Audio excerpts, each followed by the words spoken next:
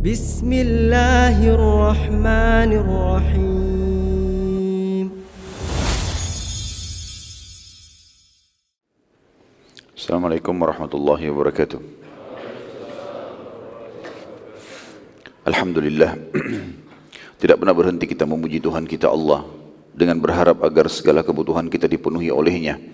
Karena memang Dia dengan kemahakuasaannya dan kemahasempurnaannya telah menggantungkan segala kebutuhan kita untuk roda kehidupan di muka bumi ini dengan memuji namanya. Alhamdulillah. Selanjutnya kita panjatkan salam hormat kita kepada manusia yang telah mengorbankan mayoritas dari waktu hidupnya untuk agama ini. Manusia yang telah disempurnakan jalur nasabnya, fisiknya, dan juga ilmunya oleh Sang Pencipta Allah. Satu-satunya utusan Sang Pencipta Allah yang telah diutus untuk seluruh manusia, bahkan untuk seluruh jin dan manusia. Dan juga mengucapkan satu kali salam hormat ini akan mendatangkan 10 kali tambahan rahmat. Maka sangat wajar kalau kita selalu mengejar rahmat tersebut dengan membacakan salawat dan taslim kepada Nabi besar Muhammad sallallahu alaihi wasallam. Melanjutkan materi kita saudaraku seiman masalah sirah nabawi yang suci dan mulia.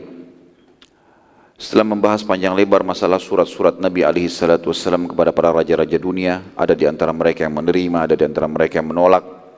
Maka kita akan lanjutkan insyaallah dengan sariyah-sariyah yang diutus oleh Nabi alaihi salatu wassalam untuk membersihkan atau menyelesaikan jazirah Arab dari kekufuran dan juga menyelesaikan sisa daripada suku-suku Arab yang belum diserang disebabkan karena mereka partisipasi dalam perang Khandaq atau perang Ahzab.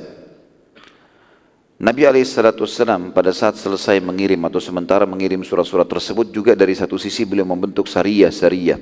Dan sudah pernah kita jelaskan teman-teman sekalian, sariyah adalah jumlah pasukan yang kurang lebih 3 sampai 100 orang. Sebagian ahli sejarah mengatakan sampai 300 orang. Lebih daripada ini dinamakan pasukan perang. Dan ini salah satu strategi perang Nabi SAW yang selalu sukses. Beliau mengirim tim-tim khusus 3 orang, 10 orang, 7 orang, 15, pokoknya dia bawa 300 orang jumlahnya, tergantung kondisi dan keadaan. Kemudian beliau pada saat itu mengirim menyerang satu tempat. Kalau berhasil alhamdulillah, kalau belum berhasil baru Rasulullah SAW mengirim pasukan yang besar. Dan umumnya selalu ini berhasil, ya. Dikirim pasukan-pasukan khusus di mana mereka terlatih, yang memang mereka mampu untuk mengalahkan suku-suku besar atau bahkan menguasai sebuah wilayah, baik itu pedesaan, perkampungan, kota. Dan ini akan kita lihat banyak sekali dari apa yang Nabi SAW lakukan. Pada tahun 8 Hijriah itu, masuk tahun 9 Hijriah, Nabi SAW terus gencar menghukum suku-suku Arab yang partisipasi dalam perang Ahzab, agar mereka tidak terfikir lagi untuk menyerang Madinah. Dan yang masyhur adalah yang pertama sariyah Hawazim, suku Hawazim. Pada bulan Rabiul Awal pada tahun 8 Hijriah, Nabi SAW mengirim Syuja' bin Wahab ke suku Hawazim dan berhasil menang serta mendapatkan banyak sekali harta rampasan perang. Padahal jumlah mereka tidak lebih dari 30 orang. Juga ada sariyah Mulawih yang kedua. Sariyah Mulawih ini Nabi SAW mengutus Ghalib bin Abdullah ke wilayah Qudait dan tepatnya ke suku Mulawih yang dipimpin oleh Harith bin Malik. Jumlah pada saat itu kurang lebih 15 sampai 16 orang saja dari sahabat yang terpilih. Tetapi dengan izin Allah yang Maha Kuat, Ghalib bin Abdullah berhasil mengalahkan suku Mulawih yang terdiri dari ribuan orang. Syuja' radhiyallahu anhu berkata, kami berhasil mengalahkan mereka dan kami mendapatkan tawanan juga hewan-hewan ternak yang sangat banyak. Jadi Syuja' ini kebetulan ikut di sariyah, dia yang pimpin sariyah Hawazim, dan di Mulawih ini dia juga ikut jadi pasukan. Maka dia menceritakan kalau peperangan itu hanya belasan orang dan berhasil mengalahkan mereka dan banyak sekali membawa harta rampasan perang. Pada saat Syuja' menyerang suku Mulawih, pasukan inti mereka sedang keluar menyerang suku-suku yang lain. Ya. Jadi Ghalib ini dikuatkan dengan Syuja, dan Syuja ikut ya, bersama Ghalib, kemudian dia menyerang dan mengatakan pada saat kami sedang menyerang suku Mulawih, pasukan inti suku ini terdiri dari sekian ribu orang, 2.000, 3.000 orang, semuanya keluar lagi menyerang suku-suku yang lain. Perlu teman-teman ketahui, tradisi orang-orang Arab masa jahiliyah, mereka tidak punya pekerjaan khusus, tinggal di padang pasir, nggak ada pendapatan khusus juga. Ya. Perekonomian yang hidup waktu itu Jazirah Arab hanya Mekah, yang lainnya ikut dengan Mekah, karena Mekah ada jemaah haji yang datang. Maka otomatis banyak pengunjung, akhirnya ada transaksi beli makanan dan minuman, pakaian. Kalau selain daripada itu, ada Madinah menjual kurma. Tapi umumnya kurma juga yang dibutuhkan atau orang konsumsi hanya Jazirah Arab. Tidak semua dunia ini mengkonsumsi kurma gitu. Sehingga ada satu tradisi yang tidak baik pada zaman itu. Ini zaman tentu sebelum Islam mereka kenal. Mereka saling menyerang satu sama yang lain. Jadi kadang-kadang 1.000-2.000 orang datang dari satu suku menyerang suku yang sebelah tanpa sebab. Tidak ada unsur agama ini. Hanya sekedar untuk merebut suku tersebut lalu mengambil harta-harta mereka. Kemudian mereka hidup lagi berapa bulan. Nanti serang lagi suku yang mana. Kadang-kadang juga yang sudah menyerang ini diserang lagi oleh suku yang lain. Begitu kacaunya keadaan Jazirah Arab pada zaman itu. Kebetulan suku Mulawih ini pasukan intinya sedang keluar menyerang satu suku, tapi tidak disebutkan dalam buku sejarah suku apa itu. Pada saat itu Ghalib dan Syuja berhasil masuk ke suku mereka dengan 16 orang saja, tapi mereka menyerang setelah atau selepas sholat subuh. Dikira mereka adalah pasukan inti, pasukan besar, maka akhirnya mereka pun berhasil menguasai dan mengambil banyak sekali pada saat itu ghanimah. Syuja berkata bersama Ghalib ini, dua-duanya berkata, kami sempat pulang menuju ke Madinah, tapi rupanya pasukan inti Mulawih berhasil mengalahkan suku yang mereka jadikan target, lalu mereka kembali ke sukunya pada hari yang sama. Syuja dan Ghalib ini baru jalan sebentar. Maka yang terjadi adalah pasukan inti Mulawih mengejar, dan kata Syuja, sampai mereka berhasil menjangkau kami dengan jarak pandangan mata. Jadi saking cepatnya mereka mengejar sampai sudah bisa menjangkau, dan kalau bisa dijangkau dengan pandangan mata, berarti sudah juga terjangkau dengan lemparan tombak dan juga anak panah. Kata beliau, demi Allah pada saat itu langit sangat terang dan terik matahari sangat panas.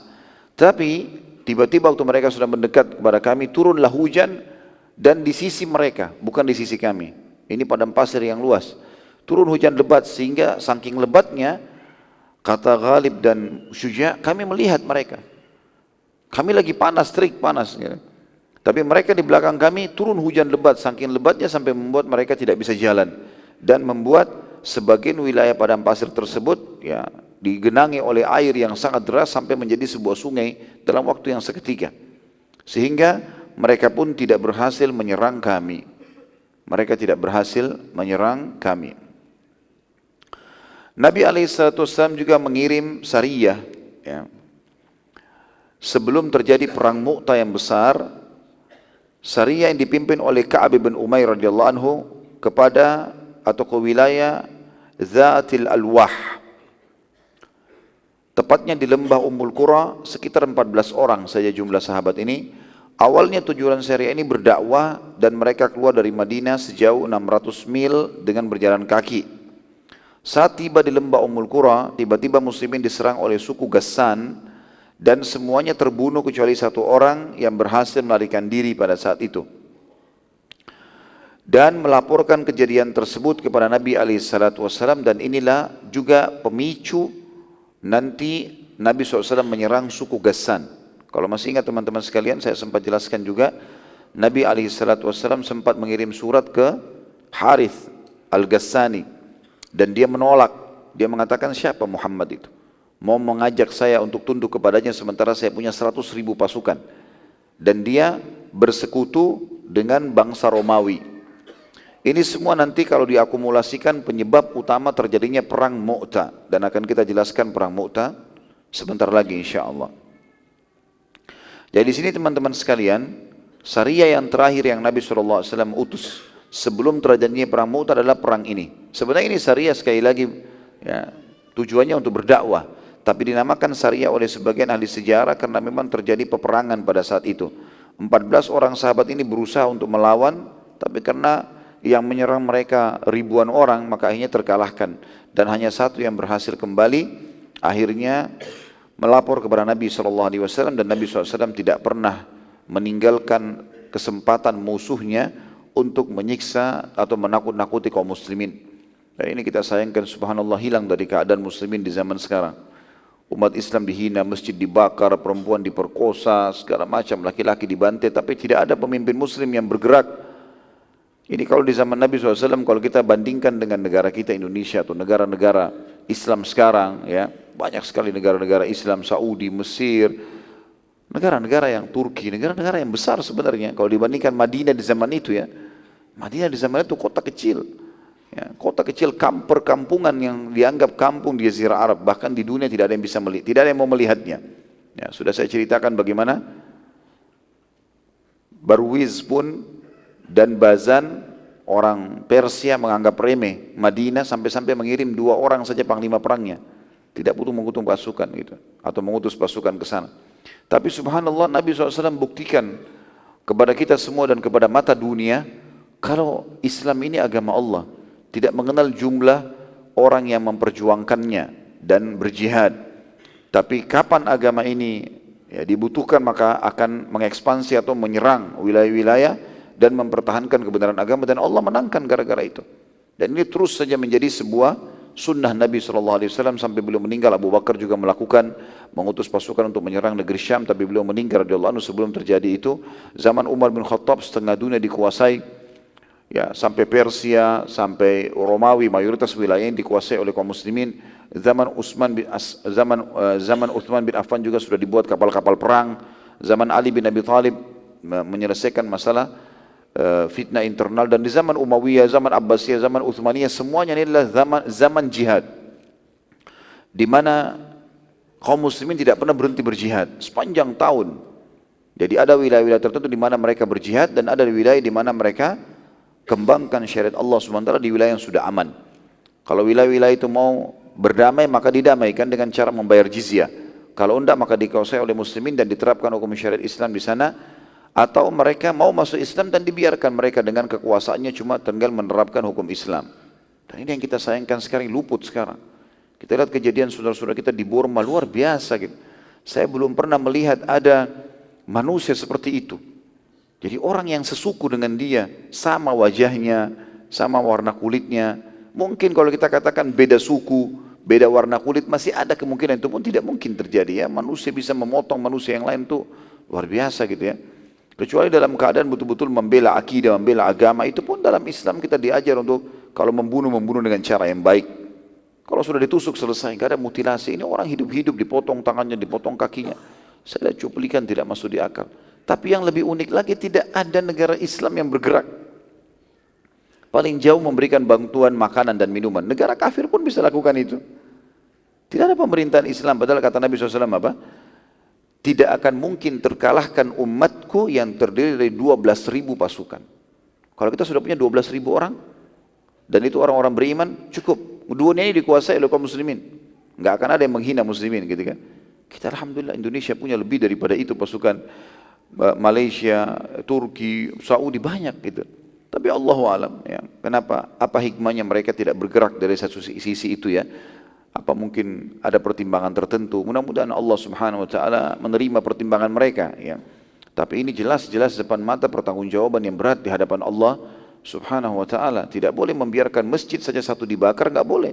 Quran satu lembar saja dibakar, enggak boleh. Bagaimana dengan seluruh Quran? Dengan penghuni orang yang sedang sholat, dengan masjidnya, dengan perempuannya diperkosa. Bukan cuma itu. Saya sampai berpikir kemungkinan besar pemimpin-pemimpin mereka di Myanmar ini mungkin mempelajari sebuah ilmu hitam yang mungkin ilmu hitam itu dianggap dengan cara seperti itu karena syaitan biasa lakukan itu. Orang-orang yang mau belajar ilmu kebal, orang mau belajar ilmu-ilmu yang berhubungan dengan syaitan biasa begitu. Dia harus jadikan tumbal manusia. Karena sampai pada tingkat setelah mereka membantai, mereka memakan dagingnya. Saya lihat cuplikannya ini, na'udzubillah minasyaitonir rajim. Luar biasa gitu. Ada manusia seperti ini, ya. Yang jelas teman-teman sekalian, kita berharap satu waktu muslimin kembali dengan kejayaannya, dan jumlah kita subhanallah tidak sedikit. Jumlah kita tidak sedikit. Pasukan militer negara-negara Islam banyak, gitu kan. Apalagi kalau dikuatkan dengan masyarakat, saya yakin umat Islam semuanya, jangankan militernya, masyarakat umum kalau dipanggil mereka pasti siap untuk membela agama Allah subhanahu wa ta'ala.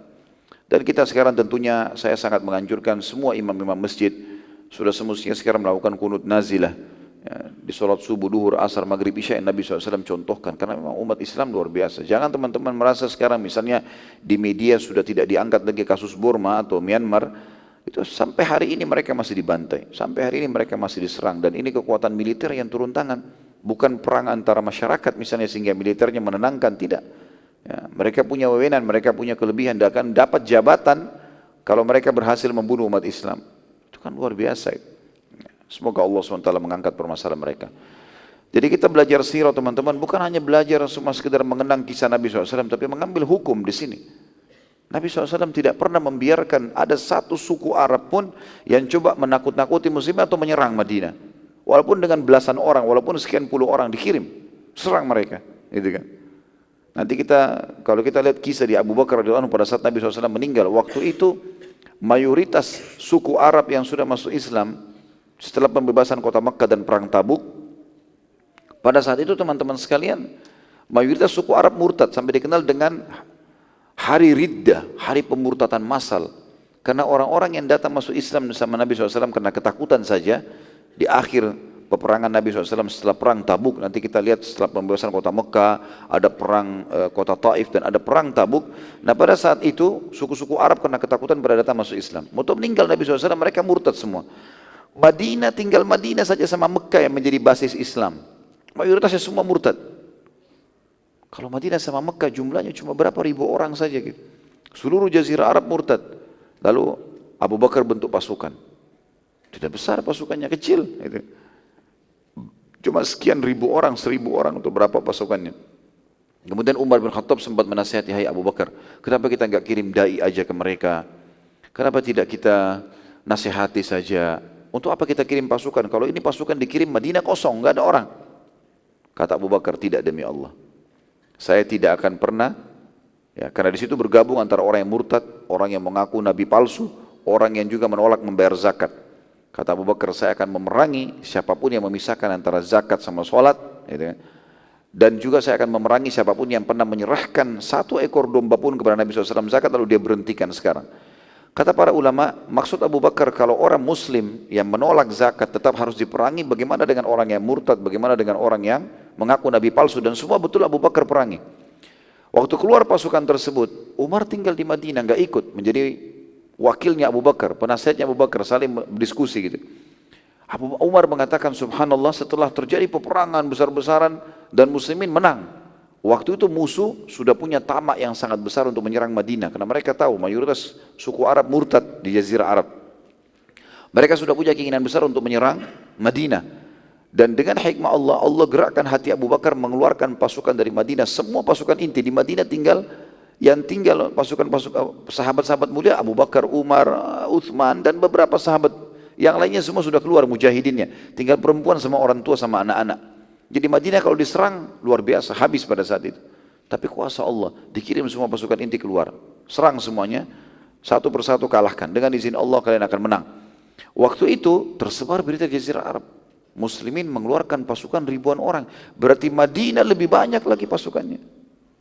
Padahal sebenarnya Madinah kosong. Enggak ada orang gitu. Itu fakta sejarah. Dan gara-gara itu subhanallah, muslimin menang, akhirnya dimuliakan oleh Allah karena berjihad, membela agama Allah. Dan juga akhirnya Madinah jadi aman. Allah SWT menjaga dengan kemahakuasaannya. Baik, kita masuk teman-teman sekalian ke perang Mu'tah. Setelah syariah-syariah tersebut, dan saya sudah sebutkan tadi teman-teman sekalian, sebenarnya penyebab perang Mu'tah ini adalah surat Nabi SAW dikirim kepada Al-Harith Al-Ghassani yang menolak untuk masuk Islam. Kemudian juga dia sekutunya Romawi, yang juga Herakl telah berkhianat. Pertama mengatakan syahadat, tapi ternyata dia pura-pura. Dan nanti kita lihat di sini, sesuai dengan sabda Nabi SAW, dia telah berdusta. Ya.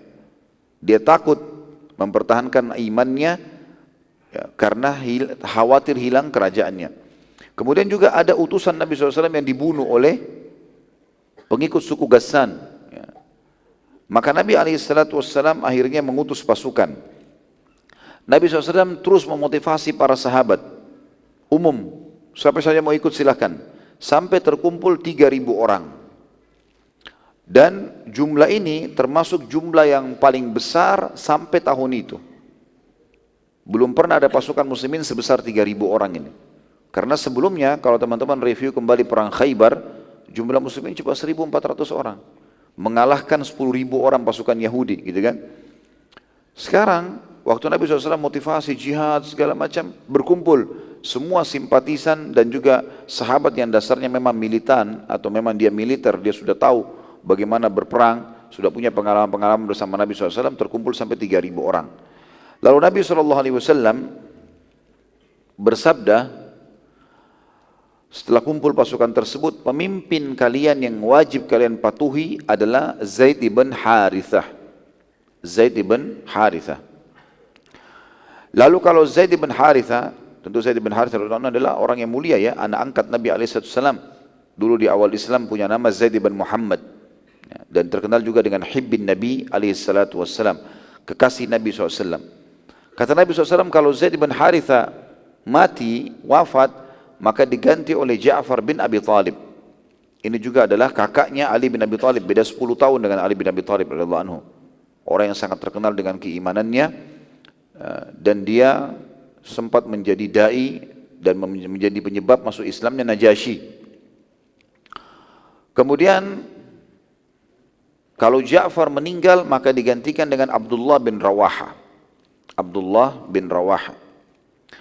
Tentu ini isyarat dari Nabi SAW, kata ahli sejarah, tentang akan mati syahidnya 3 orang ini. Karena Nabi SAW tidak pernah menyebutkan semoga Allah merahmatimu di kancah peperangan, atau menyebutkan kalau si fulan mati digantikan oleh fulan, kecuali pasti berarti mati syahid itu. Begitu isyaratnya. Makanya para sahabat kalau lagi di kancah peperangan, mereka berharap selalu ngobrol dengan Nabi SAW, dan Nabi SAW mengatakan rahimakallah, semoga Allah merahmatimu. Kalau mereka mendengar itu, mereka mengatakan wajabat ya Rasulullah, sudah kami dapatkan ya Rasulullah. Dan betul mati syahid sahabat itu. Mereka sudah tahu itu. Dan beberapa Yahudi ya, di wilayah Khaybar, waktu mendengar Nabi SAW ingin mengutus pasukan ini, kebetulan mereka, pernah kita jelaskan di perang Khaybar teman-teman, tadinya orang Yahudi harus diusir kan, keluar dari keluar dari Khaybar. Tapi karena mereka minta, sudahlah kami enggak usah keluar dari Jazirah Arab, ini semua jadi milik kalian, kalian adalah tuan-tuan kami dan kami bekerja buat kalian. Akhirnya orang-orang Yahudi tetap tinggal di Khaybar sampai nanti di zaman khilafahnya Umar radhiyallahu anhu, barulah kemudian di zaman Umar ini barulah kemudian mereka diusir dari Jazirah Arab karena mereka berkhianat. Yang jelas beberapa Yahudi datang kepada Nabi SAW dan berkata, gara-gara itu Yahudi datang dan mereka berkata, hai Muhammad, kami tahu dalam kitab Taurat tidak ada seorang nabi pun yang mengatakan kalau si fulan meninggal, atau mendoakan rahmat kepadanya kecuali pasti mati. Maka Nabi SAW tersenyum saja. Artinya kalian sudah tahu, lalu kenapa tidak beriman? Gitu. Ya. Ini juga teman-teman sekalian, Nabi SAW pada saat itu mengutus pasukan di hari Jumat, Jumat pagi. Hari Jumat pagi diutus pasukan. Dan ulama mengambil pelajaran di sini kalau boleh safar di hari Jumat. Karena ada sebagian kaum muslimin yang menganggap tidak usah safar, tidak boleh safar hari Jumat karena khawatir ketinggalan sholat Jumatnya. Ya. Tapi Nabi SAW mengutus pasukan ini. Dan yang benar adalah dianjurkan untuk tidak safar. Tentu orang kalau pakai kendaraan darat ya, memang dia mampu mampir ke masjid. Beda kalau udara, beda kalau laut. Tapi kalau darat, kata para ulama, seperti di zaman Nabi SAW menunggangi unta, menunggangi kuda, kalau kita sekarang pakai mobil, ini masih bisa mampir ke masjid dan azan Jumat sudah dikumandangkan, maka tidak boleh safar. Itu hukum syar'i memang. Dianjurkan untuk hadir Jumat dulu. Tapi kalau pesawat, kapal laut, ya memang dasarnya tidak mungkin orang mampir. Enggak ada masjid di pesawat, gitu kan. Atau di kapal laut, kalaupun ada mushollahnya, orang sudah musafir. Maka itu berbeda hukum syar'inya. Abdullah bin Rawaha radhiyallahu anhu yang merupakan ditunjuk menjadi pemimpin yang ketiga, waktu lihat pasukan keluar sudah jalan, ini waktu duha ini, habis sholat duha. Dia sengaja nggak keluar, bukan tidak ingin ikut, tapi dia berpikir di otaknya, dia pada saat itu muncul di benaknya radhiyallahu anhu, ini kan hari Jumat, hari mulia. Nabi SAW tidak ikut perang, pasti beliau akan khutbah, beliau akan jadi imam Jumat. Saya ikut aja dulu Jumat, baru saya susul pasukan. Gampang kok, pasukan kan besar, 3.000 orang, lambat jalannya. Habis Jumat kalau saya keluar juga saya masih dapat pasukan itu, gitu kan. Niatnya ingin mendapatkan dua keutamaan, sholat Jumat bersama Nabi SAW dan juga ikut berperang. Itu niatnya dia. Maka pada saat itu dia pun hadir Jumat, pasukan sudah jalan dari tadi. Selesai ya, khutbah Jumat, dan pada saat Nabi SAW mau dirikan sholat jadi imam, Abdullah bin Rawaha berada di belakang Nabi SAW, di saf pertama. Tadinya Nabi nggak perhatikan dia. Selesai salam, kata Nabi SAW, kenapa engkau tidak ikut pasukan wahai Abdullah? Tadi kan sudah saya utus pasukan, kenapa kau nggak ikut? Kau kan pemimpinnya, salah satu pemimpinnya. Abdullah jawab, wahai utusan Allah, pasukan lambat jalannya dan aku yakin aku bisa mengejar mereka selepas sholat Jumat dengan anda, supaya saya dapat juga keutamaan sholat Jumat. Perhatikan di sini teman-teman, apa jawaban Nabi SAW? Ini hadis yang mulia. Kata Nabi SAW, demi Allah wahai Abdullah, walau engkau menginfakkan semua yang ada di bumi ini, di dunia ini yang kau miliki, apa saja, semua dunia ini pun kalau kau miliki dan kau infakkan, niscaya kau tidak akan mampu mengejar pahala yang telah mereka dapatkan dari perjalanan pagi tadi sampai siang ini saja. Kau niat mau dapatkan Jumat bersamaku, enggak ada apa-apanya. Kalau dikumpul semua di muka bumi ini apapun, mau dibandingkan dengan jihad, jalan dari duha sampai Jumat saja ini kau tidak akan bisa mengejar mereka. Maka Abdullah pun radhiyallahu anhu sempat menangis pada saat itu, karena dia niatnya baik, dia niatnya sebenarnya ingin mendapatkan keduanya, gitu kan. Saat ditanya oleh beberapa sahabat, kenapa engkau menangis wahai Abdullah? Ia menjawab, aku takut pada api neraka karena kekeliruanku ini, kekeliruan ya. Sungguh aku tadinya ingin mengejar pahala Jumat bersama Nabi SAW di masjid Nabi SAW, sholat bersama Nabi keutamaan, di masjid Nabi 1000 pahalanya, gitu kan. Dan Jumat lagi. Ternyata pahala yang besar justru di pasukan yang telah aku abaikan. Maka Abdullah bin Rawaha pun berdoa mengatakan, ya Allah, karuniakanlah aku mati syahid di jalanmu. Sekarang dia mau kejar pasukan, dia berdoa juga minta supaya mati syahid. Dan ini teman-teman sekalian pelajaran yang harus kita ambil di sini, hukum syar'i, perintah agama sudah jelas, maka jangan ragu dalam menjalankan. Beberapa orang jelas sudah dalam safar, tapi masih ragu untuk jamak qasar misalnya. Masalah sederhana. Ada banyak orang saya temukan begitu. Kasus misalnya sudah di bandara, udah jelas-jelas mau berangkat safar, masih sholat itmam. Betul memang pilihan ya, tapi keutamaan ada di situ teman-teman sekalian. Memang Rasulullah SAW suruh kita jamak qasar kalau safar. Beda kalau antum sudah tiba di lokasi. Tiba di lokasi pilihan. Tapi dalam perjalanan jamak qasar. Misal saya pernah kasih contoh, orang mau berangkat dari Jakarta ke Surabaya, 1 jam saja penerbangan. Baik, kita mau take off jam 12:30 atau jam 1 siang. Anggaplah duhur baru masuk. Banyak orang di bandara saya temukan begitu, sering kali. Saya lagi masuk di musolahnya, sholat duhur, saya pikir mereka lagi jamak qasar. Ternyata saya pikir 2 rakaat mau salam, ternyata lanjut sampai 4 rakaat. Dan semuanya sama sholatnya begitu. Dan ini mereka akan satu pesawat dengan saya ini. Kemudian salam, maka saya jamak dan mereka keluar bubar. Kemungkinan pertimbangannya adalah akan tiba di Surabaya juga jam 2. Paling 2:30 keluar asar jam 3, masih ada waktu untuk ikut sholat asar. Betul memang. Tetapi perintah agama, rukhsahnya di situ. Nabi SAW mengatakan, sadaqatu minallah, faqbalu sadaqatullah, tentang masalah jamak qasar sholat dalam musafir. Itu sedekah dari Allah, terimalah sebagai sedekah dari Allah. Gitu kan? Dan Nabi SAW ya, bukan sering kali, memang selalu kalau dalam perjalanan safar menjamak qasar. Beda kalau sudah tiba di lokasi. Ya kita sudah tiba di lokasi, kita masih musafir, cuma 3 hari, cuma 6 hari, kita masih bisa musafir, gitu kan? Masih jarak safar, masih safar. Di sini punya pilihan, boleh kita ikut itmam sama orang-orang mukim, atau memang kita sholat tetap qasar, tapi dipisah waktunya, duhur tetap 2 rakaat, nanti asar juga tetap 2 rakaat.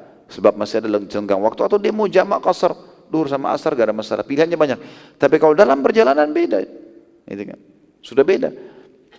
Nah banyak orang meninggalkan yang afdal ini kepada mufaddal. Ini kan afdal, lebih besar pahalanya. Jangan karena terbawa, oh nanti saya kehilangan sholat qobliyah. Ya akhi dan ukhti. Ada hadis Nabi SAW yang sahih berbunyi, siapapun yang terbiasa mengerjakan sebuah ibadah di waktu dia senggang, bukan musafir, lagi sehat, maka akan dicatatkan pahalanya oleh Allah pada saat dia sedang sulit atau sedang safar atau sakit. Kita biasa puasa Senin Kamis, kemudian kita safar, kita nggak puasa akhirnya, atau kita lagi sakit, maka karena rutin kita kerjakan pada saat lagi senggang, itu pahalanya tetap jalan. Begitu juga orang musafir, sholat qabliyah, sholat ba'diyah tetap dapat, gitu kan? Walaupun kita jamak qasar. Nah ini banyak orang tidak paham teman-teman sekalian. Artinya ini sebuah hukum saja yang kita bisa hubungkan dengan kejadian tadi. Ya. Jumat wajib, jihad wajib. Jumat siapa yang pungkiri kewajibannya? Siapa yang pungkiri keutamaannya? Bersama Rasulullah SAW di masjid Rasulullah SAW. Ini bukan main-main ini pahalanya. Orang kalau sholat sendiri 1000 pahalanya di Masjid Nabawi. Kalau sholat berjamaah 25 kali lipat. Gitu kan. Berarti 25.000 pahala sholat Jumat. Tetap dikalahkan karena perintah sudah ada di situ. Ya. Nabi SAW pada saat mengutus pasukan ini, tepatnya di Jumadil Akhir tahun 8 Hijriah,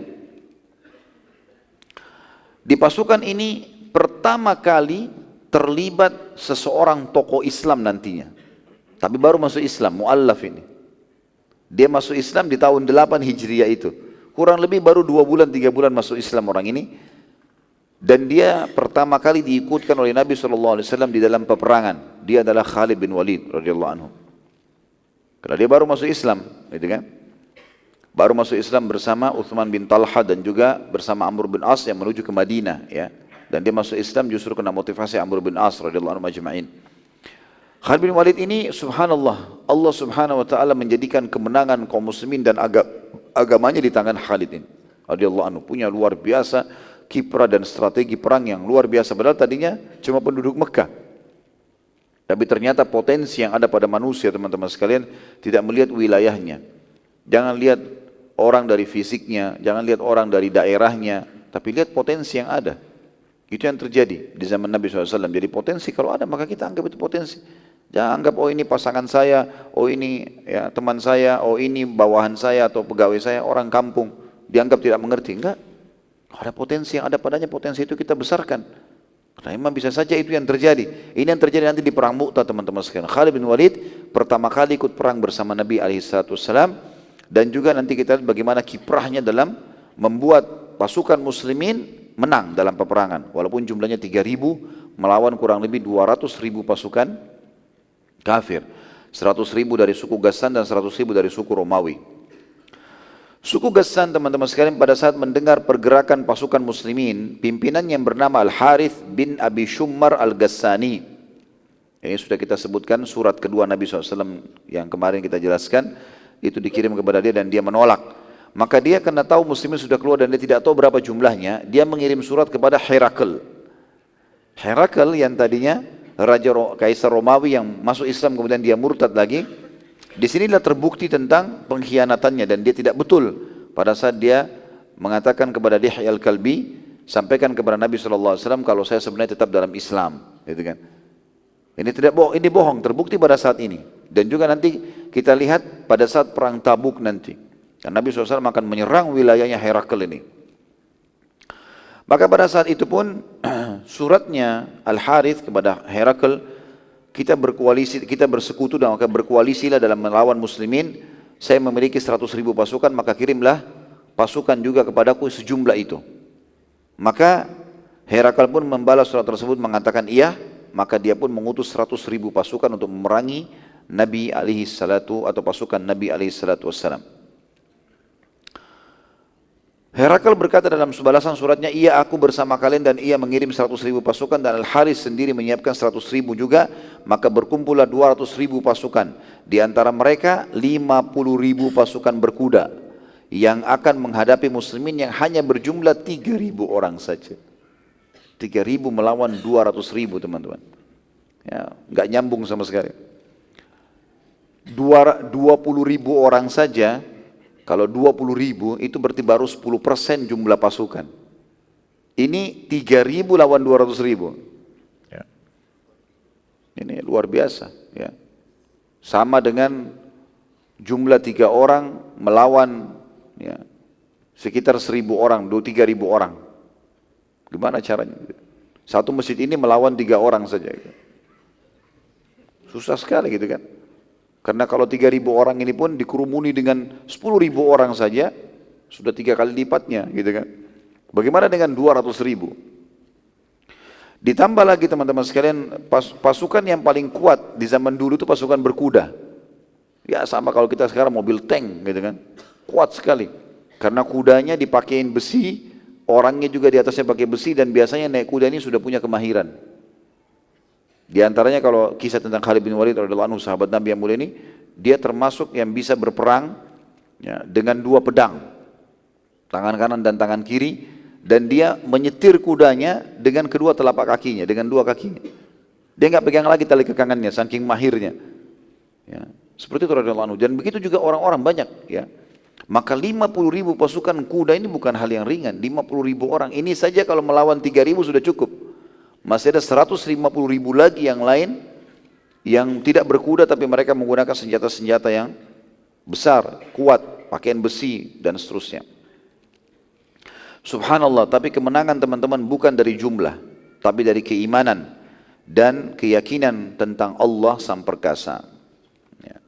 Makanya Umar bin Khattab radhiyallahu anhu selalu mewasiatkan, pada zaman Umar itu jihad besar-besaran, tidak pernah berhenti pasukan jihad.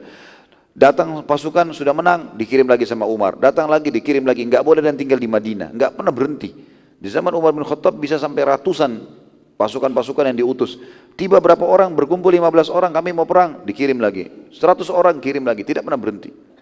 Terus saja. Maka teman-teman sekalian, Umar bin Khattab mewasiatkan kepada pasukannya semuanya. Ingat, tidak pernah dan tidak akan pernah, kata Umar, kalian mengalahkan jumlah musuh kalian dan senjata mereka. Ini Umar sudah berikan wasiat kepada kita. Artinya mungkin ini adalah peringatan syar'i. Kalau pasukan musuh pasti lebih banyak jumlahnya, pasti lebih banyak senjatanya. Dan perbedaan antara kalian dengan mereka karena kalian beriman kepada Allah. Karena itulah kalian menang. Mereka kufur, mereka bermaksiat. Kalau kalian bermaksiat kepada Allah, 1 orang saja dari prajurit di pasukan ini bermaksiat kepada Allah, sudah cukup posisi kalian sama dengan mereka. Artinya berdosa dan berdosa, gitu kan? Maka tentu saja mereka akan mengalahkan kalian karena mereka punya senjata dan mereka punya jumlah lebih besar. Tapi kalau kalian bertakwa, senjata dan jumlah mereka tidak ada fungsinya. Itu kekuatan muslimin di situ. Al-Harith pada saat itu sempat mengutus adiknya bernama Sadus untuk memata-matai muslimin. Sadus ini jalan dengan beberapa orang temani dia, memantau, melihat mana pasukan muslimin, mau tahu jumlahnya segala macam. Zaid ibn Haritha, pemimpin muslimin, sempat melihat Sadus lalu menangkapnya dan membunuh Sadus. Serta semua yang bernama Sadus juga terbunuh. Tapi tidak disebutkan berapa jumlahnya. Agar mereka tidak berhasil membawa informasi jumlah muslimin kepada pasukan musuh. Kejadian ini makin menambah semangat suku Ghassan dan Romawi untuk memerangi muslimin. Karena kenapa mata-matanya dibunuh? Apalagi ini adik kandungnya Al-Harith, Sadus yang terbunuh ini. Zaid bin Harith radhiyallahu anhu tiba di wilayah Mu'ta, dan Mu'ta ini teman-teman sekalian wilayah yang berada di Jordania sekarang. Lembah Mu'ta dikenal, gitu kan. Melihat kejadian atau melihat pada saat itu dilihat di Mu'ta, beliau pun melihat ya ternyata Mu'ta ini tempat lembah dan ada ujung lembah tempat yang paling bagus untuk berkumpulnya muslimin. Maka dikumpullah 3.000 pasukan tadi di tempat yang terbuka pada saat itu, maksudnya terlihat sama musuh, tapi ada beberapa pohon yang rindang yang bisa mengelabui jumlah muslimin, sehingga tidak diketahui. Kalau kelihatan di depan misalnya ditaruh 3.000 pasukan, musuh bisa mengira di belakang pohon-pohon ini mungkin ada pasukan juga yang tersembunyi. Dan semuanya tujuannya tentu karena Zaid radhiyallahu anhu juga mengutus mata-mata yang berhasil naik ke gunung-gunung yang tinggi, bukit-bukit tinggi di sekitar lembah itu, dan melihat dari jauh jumlah pasukan. Dan zaman dulu mereka punya keterampilan teman-teman sekalian menilai jumlah pasukan. Karena bentuk pasukan di zaman dulu satu, atau tidak banyak. Misalnya kalau mereka bentuk kotak, ditaruh 3, Di depan berarti jumlahnya satu kotak ini 500. Itu sudah umum dan itu kayak standar, semua orang lakukan itu. Kalau dia membentuk besar sekali, tidak ada bagian-bagiannya, maka itu jumlahnya 10 ribuan. Jadi dari situ mereka bisa menilai. Maka pasukan muslimin sudah bisa menilai jumlah pasukan musuh kurang lebih 200 ribu orang pada saat itu. Kalau kita telusuri Mu'tah ini, lebih tepat lagi dia adalah perkampungan kecil terletak di sebuah lembah yang bernama Ma'an.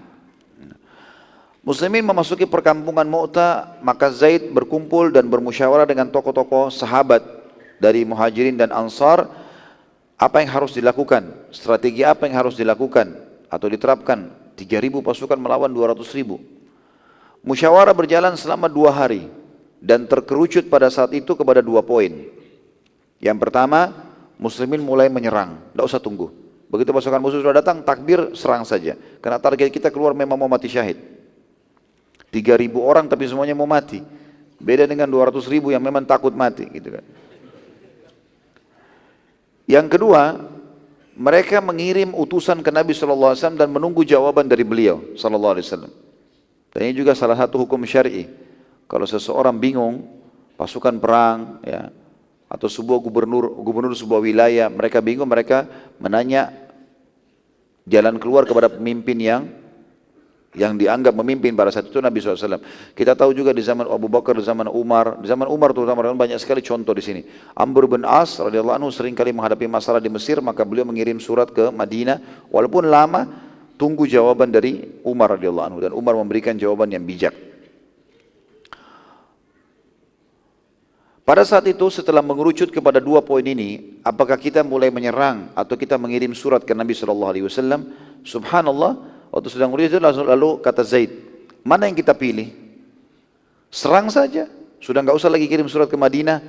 Biarkan apa yang Nabi bilang, serang ya serang. Dari awal di Madinah kan Nabi sudah bilang, dikirim kita untuk berperang. Atau kita pilih yang kedua, kita nyurat dulu, kita sembunyi dulu, tunggu sampai surat Nabi datang balik. Subhanallah, pada saat itu dari 2.999 sahabat, ya, jadi kurang lebih tinggal Zaid bin Harithah sendiri radhiyallahu anhu yang memimpin, mengatakan, bagaimana pendapat kalian? Sekarang saya minta pilih salah satunya. Gak bisa lagi kita menjalankan dua-duanya, menyerang sambil mengirim surat itu gak mungkin. Maka semuanya sepakat, tidak satupun, mereka semuanya sepakat untuk menyerang. Ya, dan mereka semua berseru mengatakan, wahai Zaid, kami tidak keluar di sini jauh-jauh dari Madinah kecuali ingin merindukan surga. Maka tidak usah kirim surat lagi ke Madinah. Kalau berubah lagi instruksi Nabi kan jadi masalah buat kita nih. Ya.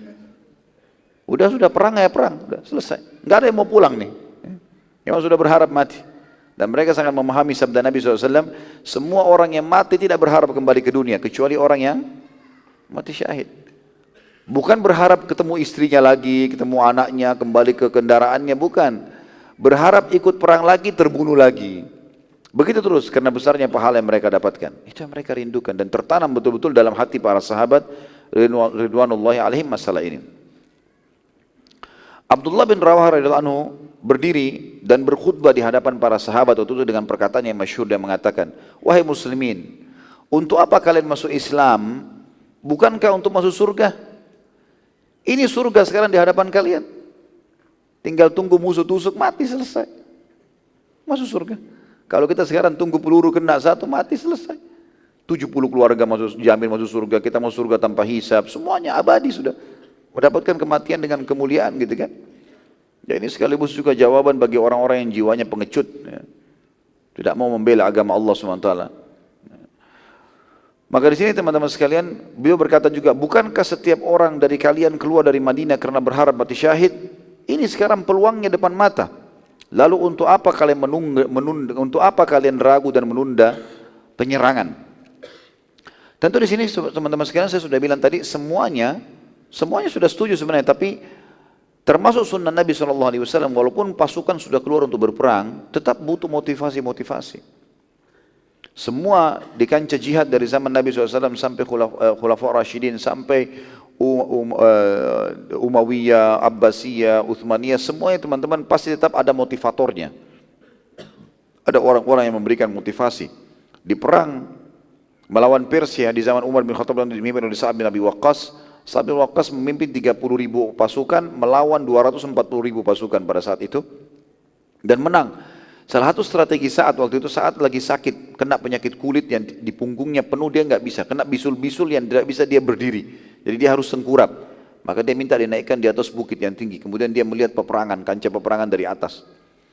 Waktu dia lihat pasukan musuh besar, dia tahu pasukan muslim ini memang mau tunggu jihad, memang mau mati syahid, tapi dia tetap motivasi. Dia bentuk pasukan-pasukan dipecah jadi pasukan-pasukan kecil, kemudian di setiap pasukan itu harus ada orang yang suaranya indah dalam membaca Al-Quran dan khusus memilih ayat-ayat tentang jihad dan keutamaannya. Yang satu lagi yang akan menafsirkan ayat-ayat jihad itu dengan kalimat-kalimat motivasinya. Sehingga betul-betul sebelum bertemu dengan musuh mereka sudah terbakar dengan semangat untuk mengejar surga, gitu kan. Abdullah radhiyallahu anhu terus saja memotivasi pasukan sampai semuanya bersemangat dan bertakbir dan siap untuk menyerang musuh. Seluruh pasukan muslimin lalu berkemah di dalam Mu'tah menunggu pasukan musuh tiba. Dan ini teman-teman 3.000 dibandingkan 200.000, berapa kali lipat itu? Ya. Itu luar biasa ya, jumlah pasukan yang sangat luar biasa.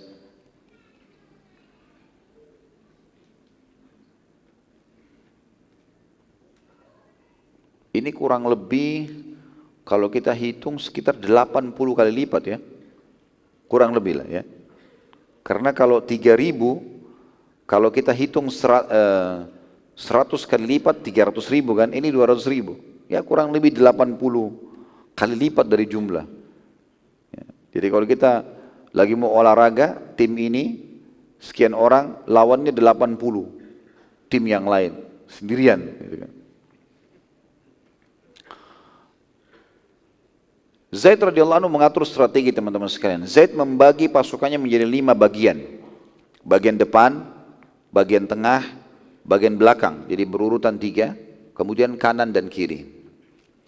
Saat pasukan sudah saling berhadapan, tepatnya selepas sholat subuh, masih gelap.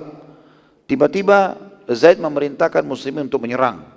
Dan ini memang salah satu sunnah Nabi SAW, kita sholat subuh dulu baru menyerang. Ya. Pasukan musuh sama sekali tidak menyangka pada saat itu serangan tersebut, karena mereka selama ini kalau mau berperang, mereka nunggu matahari terbit baru mereka saling berperang. Itu pun masih negosiasi. Ini nggak ada lagi negosiasi, ini sudah terbakar semua semangatnya nih. Ya. Sudah mengejar surga. Ya. Pasukan musuh karena tidak sangka sama sekali pada saat itu terjadi penyerangan dan muslimin menyerang mereka dengan sangat semangat dari pagi sampai maghrib. Tidak berhenti. Dan berhasil membunuh ratusan suku Ghassan dan bangsa Romawi. Mungkin teman-teman tanya, bagaimana cara sholatnya? Sholat di atas kuda. Ya. Kalau tiba waktu sholat, mereka sholat masing-masing. Semampunya, dengan isyarat mata, karena sudah lagi di kancah peperangan. Kalau pasukan belum saling menyerang, berbeda. Ada sholatul khauf, ada pimpinan sholat, sebagian pasukan sholat, sebagian tidak, ada caranya. Tapi kalau lagi berkecamuk perang, nggak ada waktu. Dan tidak mungkin mereka berhenti, kalau mereka berhenti malah jadi masalah. Ini luar biasa teman-teman, saya waktu baca riwayat ini saya membayangkan mulai dari habis subuh sampai maghrib. Tidak berhenti perang. Kita lari saja setengah jam sudah ngos-ngosan. Ya. Ini perang menghadapi musuh. Dari subuh sampai maghrib saking semangatnya mau mati syahid itu. Ya. Terus saja mereka menyerang dan berhasil membunuh ratusan pasukan musuh. Pasukan musuh waktu itu benar-benar kewalahan dan bingung dengan keberanian muslimin. Walaupun jumlah mereka lebih kecil, tapi penuh dengan semangat dan keberanian. Semuanya berharap mati. Besok pagi, istirahat sebentar di malam, malam gelap, nggak ada yang bisa saling menyerang. Mereka berhenti, sedang maghrib, muslimin sholat jamak maghrib isya, mereka istirahat. Itu pun mayoritas pasukan tidak tidur. Mereka istirahat sebentar, lalu terdengar suara bacaan Al-Quran mereka, karena mereka membaca Al-Quran seperti ya disebutkan dalam riwayat seperti suara lebah di pasukan musuh. Mereka mendengar seperti suara-suara lebah yang banyak. Kan lebah itu kalau ada ribut sekali. Mereka dengar itu dan mereka sibuk dengan sholat malam, semangat mau tunggu kapan matahari terbit perang lagi. Jadi nggak tidur ini. Ya. Besok pagi serangan yang sama terus dilakukan dari pagi sampai maghrib, non-stop. Jadi 200.000 ini tidak bisa bergerak Karena begitu habis subuh takbir serang lagi. Mereka baru capek kemarin habis hadapin serangan pertama. Dan terus saja umat Islam melakukan itu 5 hari berturut-turut. 5 hari berturut-turut. Sampai muslimin berhasil memenangkan peperangan dan korban musuh ya, itu mencapai ribuan jumlahnya. Saking banyaknya korban musuh sampai-sampai mereka bangsa Romawi dan suku Ghassan cuma sibuk pada malam hari mengangkat-angkat jenazah mereka, kemudian dilomparin ke dalam lubang-lubang yang mereka sudah siapkan. Mereka sudah tidak sempat ngurus jenazahnya, supaya kancah peperangan bersih dari jenazah-jenazah yang akan menghalangi peperangan. Pada hari ke-6, bangsa Romawi melihat, jadi waktu itu dekat sekali dengan benteng mereka. Dari benteng mereka yang jauh, mereka utus orang-orang yang memang punya penglihatan yang tajam, mereka lihat. Mereka pelajari selama 6 hari, apa yang membuat pasukan ini jadi kocar-kacir. Dan juga, apa yang membuat pasukan muslimin bisa menang. Gitu kan. Bangsa Romawi akhirnya melihat ternyata muslimin menyerang di subuh hari. Pada saat memang mereka lagi lalai. Awal kelihatan mulai masih buram, masih belum terlalu kelihatan jelas habis sholat subuh. Tapi bukan malam lagi, maka mereka bilang ini mungkin kekuatannya. Subhanallah, mereka pakai strateginya umat Islam. Mereka tunggu waktu itu, ya, dan mereka tahu umat Islam lagi sholat subuh, maka mereka menyerang duluan di waktu subuh itu, di hari ke-6. Dan kebetulan dengan hikmah Allah SWT, muslimin pas selesai salam sholat subuh, terdengar serangan mereka, gitu kan. Cuma karena orang Romawi tidak biasa menyerang di malam, di waktu gelap begini, maka penglihatan mereka tidak terlalu jelas. Beda dengan orang yang biasa ya. Kalau kita terbiasa dengan lampu seperti ini teman-teman sekalian, satu waktu kita pergi ke satu tempat yang tidak ada lampu jadi gelap. Saya pernah subhanallah sama beberapa teman-teman itu masih di Madinah, di waktu hari libur Jumat, ya waktu itu hari Rabu, Kamis, Jumat, kami coba pergi ke padang pasir. Masuk ke padang pasir, pasang kemah di tengah padang pasir, nggak ada kehidupan. Untuk melatih keberanian, berani nggak ini? Dulu saya sama beberapa teman-teman gitu pasang kemah. Itu malam hari teman-teman, kita kalau lagi tidur ada suara serigala dekatnya kemah. Banyak lembah, padang pasir. Gitu. Tapi kita coba tinggal di situ. Tapi alhamdulillah kita sholat berjamaah di situ, kita baca kitab Riyadhus Shalihin gitu. Tapi untuk melatih itu, kita pergi naik ke gunung-gunung, cari mata-mata air yang di situ yang tidak ada orang gitu. Padang pasir luas sekali. Berapa hari karena tidak lihat cahaya lampu, nggak ada lampu, gelap. Masuk di kota Madinah, kayak aneh rasanya, kayak asing. Melihat lampu lagi kembali. Tadinya hari pertama kita rasa gelap, hari kedua, begitu hari ketiga sudah mulai lebih terang kita melihat, walaupun malam hari kelihatan tuh padang pasirnya. Ternyata seperti itulah, mata kita biasa beradaptasi ya. Karena mereka tidak sempat seperti itu, tidak terbiasa bangsa Romawi, maka mereka agak kewalahan awalnya menyerang. Dan muslimin berhasil menghadang mereka. Pada saat itu subhanallah, habis sholat subuh di Madinah, Nabi SAW menyuruh memanggil as-salatul jami'ah. Biasa panggilan ini digunakan untuk memanggil muslimin secara umum. Maka kumpul semua orang. Walaupun yang tidak sempat hadir subuh di masjid pada saat itu. Mereka ada yang berhalangan atau mereka pergi sholat jauh mereka sholat di dekat suku-suku mereka, karena dulu di Madinah banyak masjid. Seperti ada masjid Qiblatain, ya, ada masjid suku-suku itu punya masjid sendiri. Nanti mereka kalau sempat mereka ke Masjid Nabawi, kalau tidak sempat mereka sholat di masjid mereka. Karena mendengar as-salatul jami'ah, dan dulu caranya adalah ada orang yang berteriak, misalnya Bilal berteriak as-salatul jami'ah. Nanti ada yang menyambung suara Bilal di jarak waktu tempat tertentu yang kira-kira sudah tidak terjangkau lagi suara Bilal.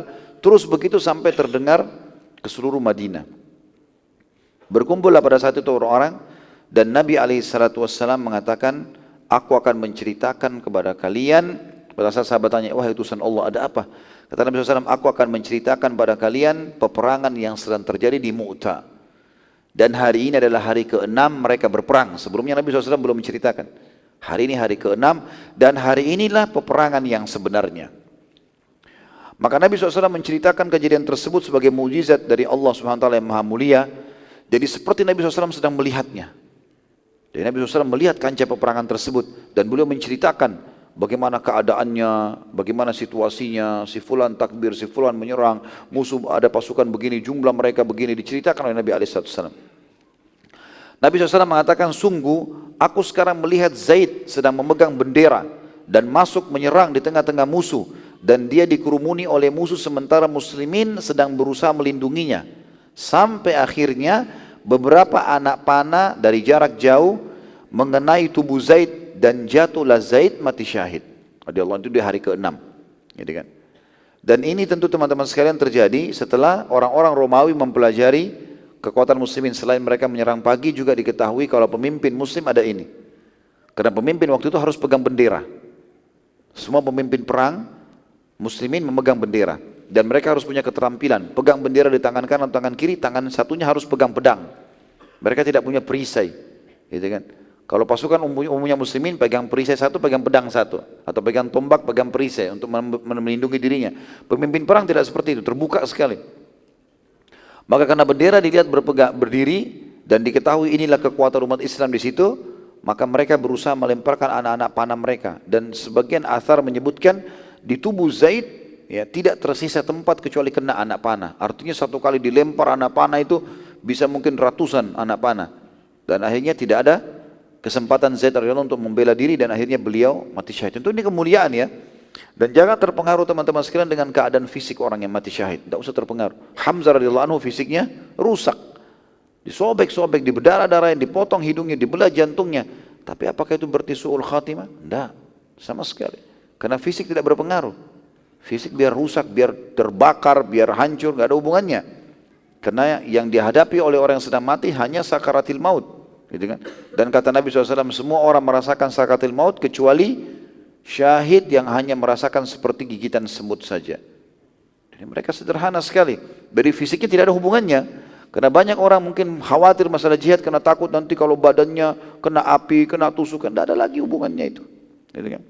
Bahkan banyak di antara sahabat pada saat mereka pulang dari jihad, karena memang niatnya ikhlas, mereka merasa bahwasanya sabetan-sabetan pedang, handapan tombak, anak panah ini adalah kenikmatan bagi mereka. Bahkan Khalid bin Walid mengatakan radhiyallahu anhu sebelum meninggal, tidak ada sedikit celah pun di tubuh saya kecuali ada sabetan pedang, ya, tancapan tombak ataupun anak panah.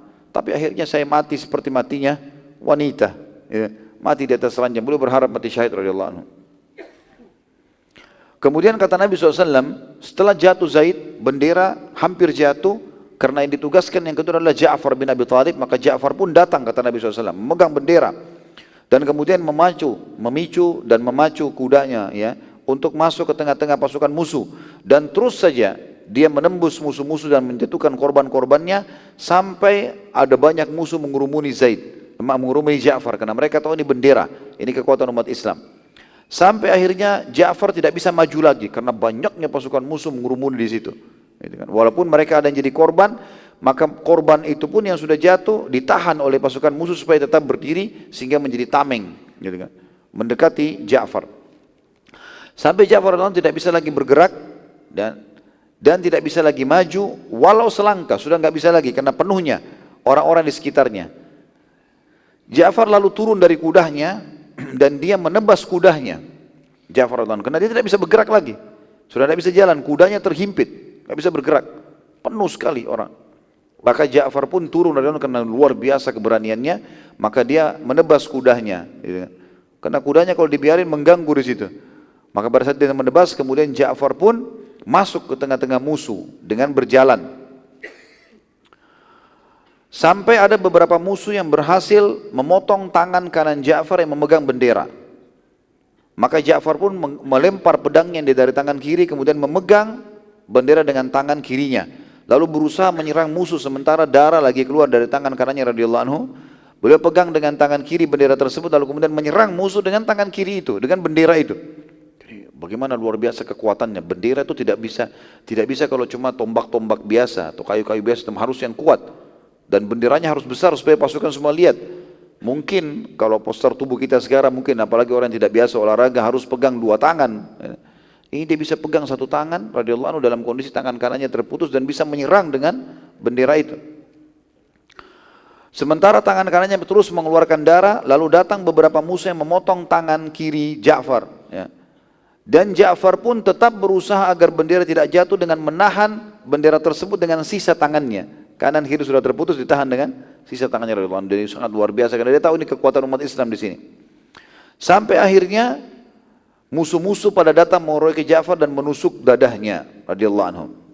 Dalam riwayatnya dikatakan tubuh Ja'far dikeroyoki oleh musuh, ditebas-tebasnya dengan pedang sampai tubuh Ja'far terbelah menjadi dua. Abu Rafi' radhiyallahu anhu meriwayatkan kisah ini dalam sebuah riwayat sahih riwayat Bukhari, berkata, saat kami mengumpulkan para korban muslimin, kami menemukan sisi tubuh Ja'far yang terbelah, terdapat padanya sekian puluh luka. Memang terbelah dua, itu pun kiri-kiri kanannya penuh dengan luka-luka. Nabi SAW bersabda, sungguh Ja'far mati syahid dan Allah telah menggantikan kedua tangan Ja'far yang terputus dengan dua sayap dari permata yang ia gunakan berterbangan kemanapun yang ia mau di surga sampai hari kiamat. Dalam banyak riwayat Bukhari Muslim dikatakan Ja'far radhiyallahu anhu digantikan oleh Allah, kata Nabi SAW, Ja'far digantikan oleh Allah dengan dua sayap yang lebar gitu kan, dan berkilau, serta Ja'far terbang bersama dengan para malaikat di sekitar surga. Jadi kemuliaan yang luar biasa gitu, diberikan oleh Allah subhanahu wa ta'ala. Dalam riwayat lain dikatakan, sungguh Ja'far sedang terbang dengan sayapnya mengelilingi surga, dan aku melihat Hamzah sedang bersandar di dipan-dipannya. Jadi memang ini fakta-fakta riwayat teman-teman yang harus kita sadari. Kalau orang mati syahid itu jangan terpengaruh dengan kondisi fisiknya, tapi bagaimana yang dia dapatkan setelah itu. Karena orang kalau mati nanti teman-teman seperti orang baru bangun tidur, dia buka mata, oh ternyata ini loh histori hidup saya dari sini sampai sini. Sudah tidak lagi rasa sakit, tidak lagi rasa itu semuanya, ya, sudah menuju kepada kehidupan yang abadi. Setelah itu kata Nabi SAW, Abdullah bin Rawaha mengambil bendera. Lalu Nabi SAW diam sejenak, karena ternyata Abdullah juga sempat terdiam sejenak di kancah peperangan. Jadi Nabi SAW kan sedang menceritakan nih apa yang sedang terjadi. Tapi Abdullah, waktu dia pegang bendera dia diam. Maka Nabi SAW pun diam, menunggu apa yang Abdullah akan lakukan untuk diceritakan. Kata Nabi SAW, Abdullah sempat ragu sejenak setelah melihat apa yang terjadi pada Zaid dan Ja'far. Karena Zaid ibn Harithah radhiyallahu anhu kena pemimpin, di kiri kanannya harus ada Ja'far dan Abdullah bin Rawaha yang akan mendampingi dia. Kapan Zaid mati, Ja'far maju, maka Abdullah harus ada di sebelahnya Ja'far. Jadi Abdullah ini menyaksikan proses bunuh termatinya Ja'far. Manusiawi, dia sempat ragu sejenak.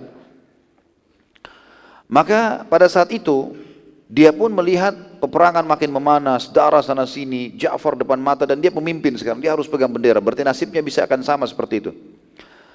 Terlebih lagi tentu teman-teman sekalian, dia akan menjadi sasaran utama. Maka Abdullah pun radhiyallahu anhu mengeluarkan syair yang masyhur didengar oleh beberapa sahabat yang ada di sebelahnya. Dia mengatakan, wahai jiwa, majulah dan jangan ragu.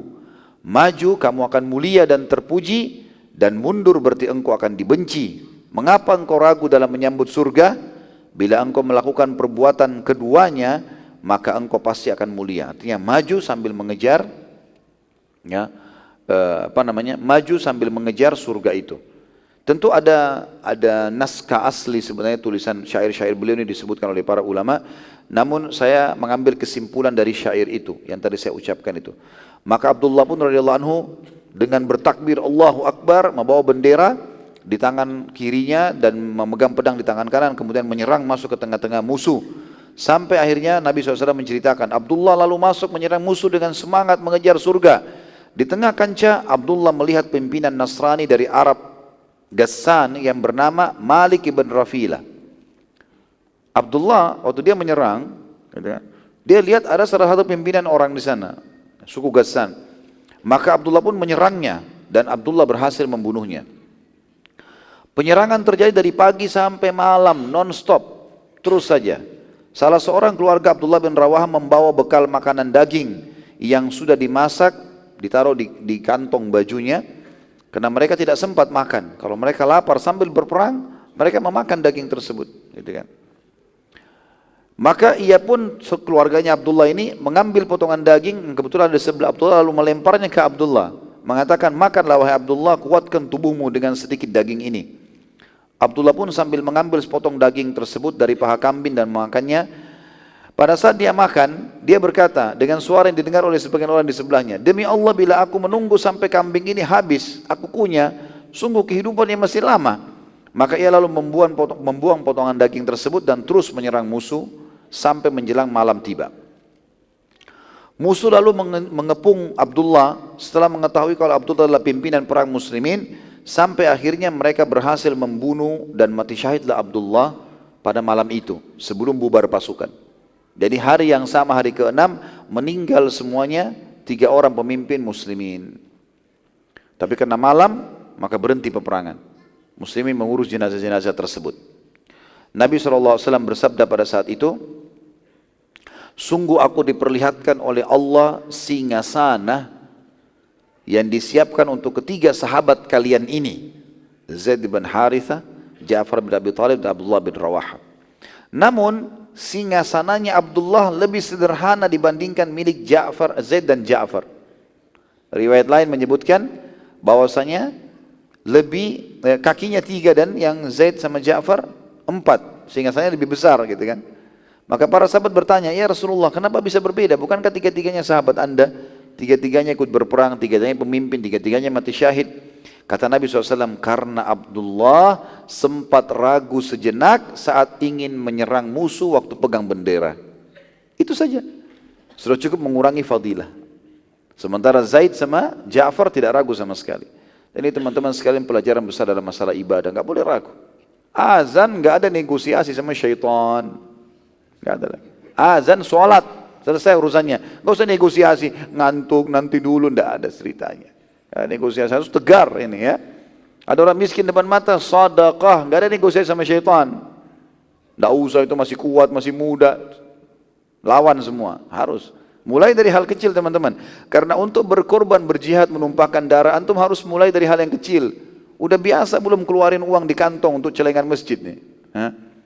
Udah biasa belum berhenti setiap orang miskin berhenti kasih bantuan? Udah biasa belum sisipin waktu untuk sholat malam walaupun mengantuk? Pengorbanan harus ada.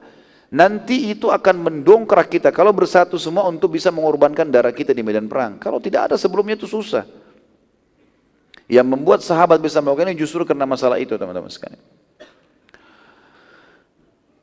Saya mengatakan dalam tulisan saya tentunya ya, sebuah poin yang saya jadikan pelajaran, maha suci Allah. Hanya dengan keraguan sejenak sudah cukup mengurangi kedudukan di sisi Allah.